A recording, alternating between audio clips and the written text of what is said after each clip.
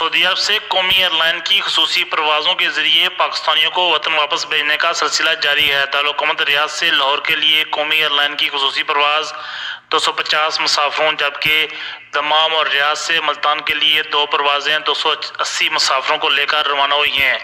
اس کے علاوہ 6 dead bodies بھی بھجوائی گئی ہیں۔ ایئرپورٹ پر پاکستانی سفیر راجہ علی جاز نے کہا کہ سفارتخانہ پاکستان مسافروں کو وطن واپس بھجوانے کے لیے تمام اقدامات کر رہا ہے اور کوشش ہے کہ زیادہ سے زیادہ مسافر پاکستان روانہ ہوں۔ اس کے علاوہ پاکستانی سفیر نے کہا کہ ڈپلومیٹک ایریے کے باہر پاکستانیوں کی بڑی تعداد میں اکٹھے ہونے سے معاملات خراب ہو سکتے ہیں، جس سے ممکن ہے کہ سعودی گورنمنٹ اس کا نوٹس لے۔ اس لیے ضروری ہے کہ سفارتخانہ پاکستان آنے والے افراد کورونا وائرس سے بچاؤ کی احتیاطی تدابیر پر عمل کریں۔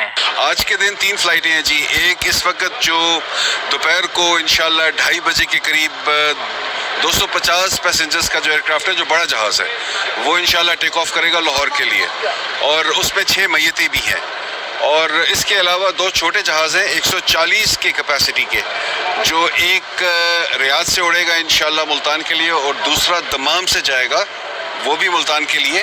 کہ جتنے پاکستانی بھائی آتے ہیں سفارت میں، وہ تھوڑی سی حفاظتی تدابیر کو سامنے رکھیں، گلوز پہنیں، سوشل ڈسٹینسنگ جو ہے، جو تھوڑا سا آپس میں جو آپ نے ڈسٹینس رکھنا ہے دوسرے بھائی کے ساتھ، اس کو برقرار رکھیں، اور ماؤتھ یعنی فیس کو کور کریں جی۔